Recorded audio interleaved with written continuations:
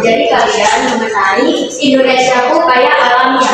Jadi untuk tujuan pembelajaran hari ini adalah yang pertama kita akan mengidentifikasikan sumber daya alam serta jenis dan kelompoknya. Yang kedua itu mengidentifikasi sumber daya alam serta ekonomi yang merata. Yang ketiganya itu memahami pentingnya SDA bagi kehidupan.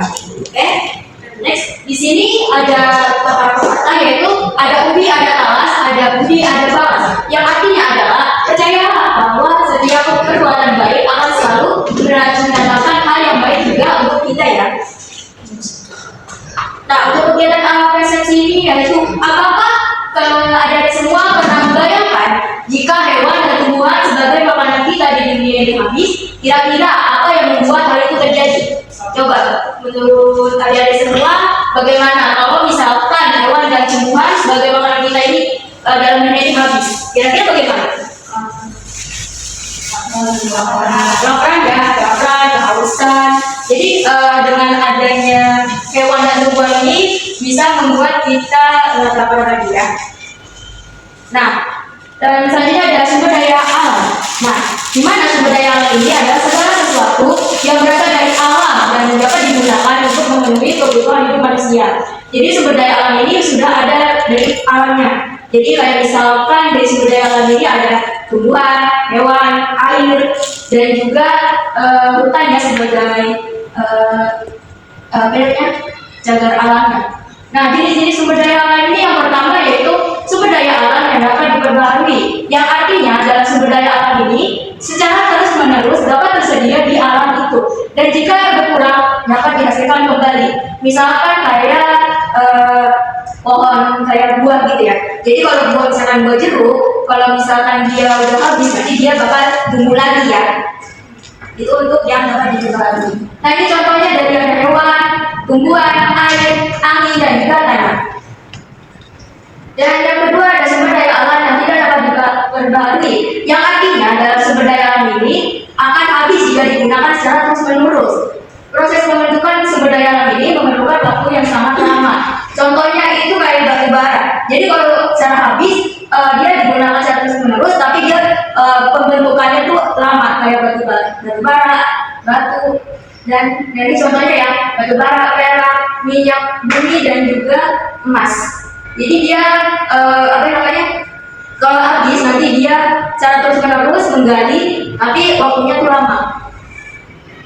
Nah, apa saja sih manfaat sumber daya alam ini? Yang pertama tuh air. Pasti air itu penting buat kehidupan kita, seperti minum, mandi, masak, mencuci, dan lain-lainnya. Yang kedua udara. Pasti kita menghirup udara ya, udara oksigen untuk bernapas. Nah, yang ketiga itu tanah. Tanah itu cocok untuk bercocok tanam, kayak misalkan mau nanam padi atau nanam selain nanam padi kan nanam pohon mangga dan lain-lainnya ya. Yang keempat logam. Logam itu bisa dibuat untuk panci, pisau, paku, dan lain-lainnya. Nah, pemanfaatan hewan bagi manusia ini sangat penting ya untuk hewan kayak misalkan ayam atau kambing dan lain-lainnya. Yang pertama itu adalah pemanfaatan hewan ini yaitu sebagai sumber makanan. Yang kedua membuat pakaian berbahan wool dari rambut domba. Yang ketiga dapat memanfaatkan tenaga kerbau untuk membajak sawah atau tenaga kuda untuk transportasi. Nah, yang bermanfaat tumbuhan ini pada manusia yaitu yang pertama bagian dari batang pohonnya untuk membuat kertas kayak pohon jati, misalkan pohon jati ya. Yang kedua getah karet untuk bas. Yang ketiga buah daun ubi itu sebagai makanan. Yang keempat itu serat kapas. Serat kapas ini dapat membuat pakaian. Dan yang kelima bahan obat-obatan dan bumbu masakan. Dan sumber daya alam tanah ini yang pertama kandungan dari tanahnya. Kandungan dari tanahnya ada udara sekitar 25%, air sekitar 25%, mineral juga 45%. Dalam fungsi tanah ini yang pertama tempat tumbuhnya tumbuhan. Ya, terus yang kedua sumber makanan bagi tumbuhan, yang ketiga tempat hewan mencari makanan, yang keempat tempat menambang mineral dan juga membangun rumah, yang kelima dapat berperan dalam siklus air. Nah, dalam diskusi kali ini kita ada apa saja permasalahan tanah saat ini. Nah, dalam permasalahan tanah ini yang pertama itu lahan terbuka semakin terbatas. Lahan terbukanya itu misalkan kalau kita mau membuat ini ya, membuat kantor ataupun lainnya. Yang kedua, semakin banyaknya bangunan. Jadi semakin banyak bangunan maka masalah tanah ini semakin meningkat. Yang ketiga, aspal jalanan menutupi permukaan tanah. Jadi dengan adanya aspal kan kita bisa ini kan, kalau dalam naik motor tuh bisa melaju dengan kencang. Cuman fungsi tanahnya ini yang di bawahnya ini dia nggak bisa menyerap dari hujan. Misalkan kalau hujan dia yang basah aspalnya aja, tapi yang tanahnya enggak. Yang keempat itu semakin berkurangnya tanah subur. Jadi kemungkinan yang nomor 4 kalau musim kemarau ya. Jadi kalau musim kemarau ini maka dapat berkurangnya tanah subur. Dan yang diskusi nomor 2 ini bagaimana cara melestarikan tanahnya. Yang tadi kan permasalahannya. Sekarang pelestarian tanah. Yang pertama itu kita harus membatasi penggunaan bahan kimia pertanian. Dengan membatasi bahan kimia ini maka hasil dari panennya itu dia tidak mengandung pestisida ataupun berbahaya bagi kesehatan. Yang kedua, menerapkan prinsip 3R, reduce, reuse, dan recycle. Pasti kita menguraikan kembali ya, kalau misalkan ada sampah-sampah bisa didaur ulang lagi. Yang ketiga itu gunakan sistem tanah yang ramah lingkungan. Jadi sistem tanah ini juga diperhatikan ya. Yang keempat, dapat melindungi tanah dari erosi. Nah, dampak apa saja sih dalam pengambilan sumber daya alam dan upaya pelestariannya? Yang pertama itu berkurangnya daerah resapan air hujan karena hutan gundul. Jadi dengan resapan air hujan berkurang, misalkan dari gambar itu dalam musim kemarau, maka nanti hutannya bakal gundul. Dan upaya pelestariannya yaitu yang pertama reboisasi, yang kedua sistem terbang milik tanaman, yang ketiga meningkatkan pengawasan polusi hutan, yang keempat penegakan hukum bagi pelanggar undang-undang hutan. Dan yang kedua rusaknya hutan bakau. Nah, upaya pelestariannya itu reboisasi hutan bakau, membuat undang-undang untuk menjaga pelestarian hutan bakau dan membersihkan hutan bakau dari sampah limbah. Yang ketiga, lingkungan yang rusak akibat pertambangan terbuka. Jadi upaya pelestariannya yaitu pengolahan limbah tambang dengan baik dan juga dapat memperbaiki lingkungan setelah kegiatan pertambangan selesai. Yang keempat, gunanya jenis hewan dan tumbuhan. Nah, ini juga perlu diperhatikan untuk hewan ya. Semakin punahnya hewan dan tumbuhan, maka berkurangnya kita untuk asupan ya. Dan upaya pelestarian ini yaitu yang pertama melakukan pelestarian in situ dan ex situ. Jadi in situ ini dari hewan dari asalnya, dan ex situ ini dari luar ya, yang berasal dari luar ini ya. Dan yang kedua melakukan tebang pilih dan reboisasi. Oke, sekian dari penjelasan kali ini. Ibu akan ini ya, melakukan evaluasi terkait sumber daya alam. Jadi untuk adik-adik bisa ini ya, bisa mencatat terlebih dahulu untuk soal-soalnya. Minimal soalnya 5 aja. Oke, siapkan bukunya.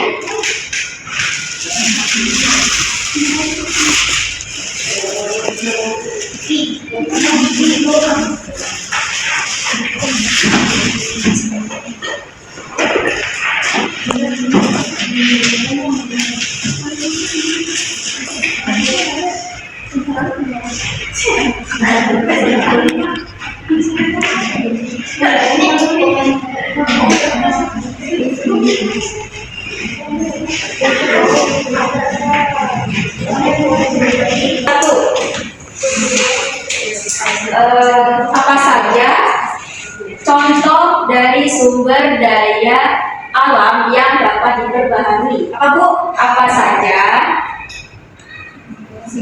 sumber daya alam?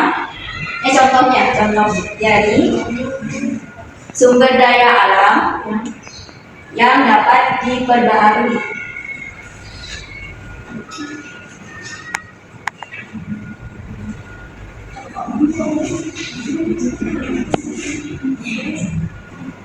Sudah? Oke, yang kedua, apa saja contoh dari sumber daya alam yang tidak dapat diperbaharui?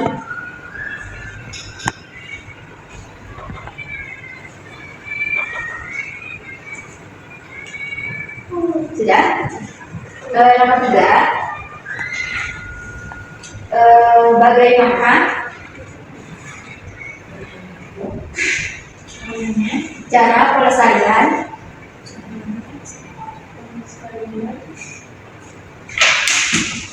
pelestarian dari hutan gundul. Iya. Apa saja dampak dari rusaknya sumber daya alam?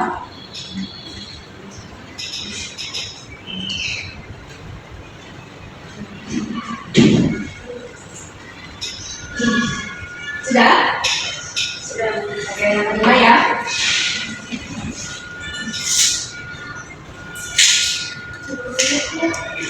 Apa manfaat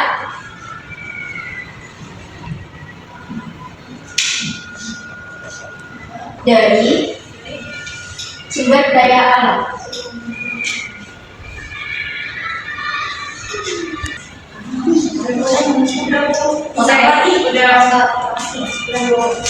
Kita langsung koreksi aja ya.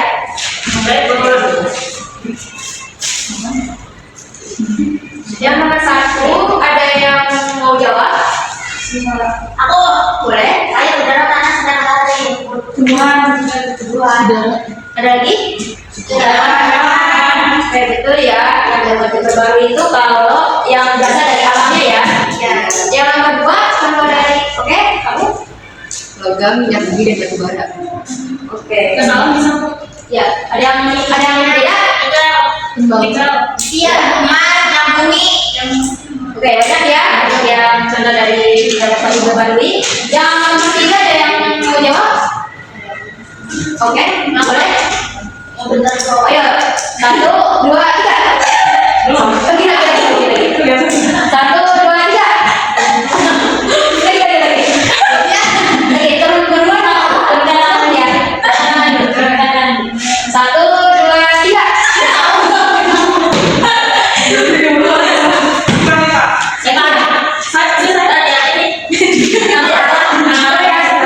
Aku ini ya. Asik dulu ya. Arti itu. Boleh mana ya? Boleh kan? Imunisasi sama tebang pilih. Iya. Imunisasi kan? Ya. Ada lagi yang beda? Aku Boleh? menanam kembali hutan tahun 2020. Terus dia ada berapa? Imunisasi melarang penebangan hutan sembarangan. Tebang pilih. Ada lagi? Membuat asuran selama masa kebakaran liar. Oke, ada lagi? Ada lagi yang beda? Next. Untuk soal nomor 2 ada yang mau jawab? Boleh? Banjir karena longsor, pencemaran udara, terjadinya global warming, rusaknya habitat satwa. Oke. Ada lagi yang beda? Pencemaran air, pencemaran lingkungan, Luar iklim, punahnya hewan. Oke. Yang terakhir ya. Yang terakhir ada yang mau jawab? sebagai sumber energi dan bahan pangan. Udah ada lagi? Bahan pangan dan sadar. Ada lagi?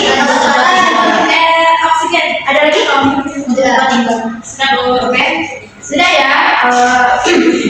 Oke, untuk pertanyaan sudah dijawab dan benar semua ya. Oke, karena materi kita sudah selesai, kurang lebihnya mohon dimaafkan. Wassalamualaikum warahmatullahi wabarakatuh.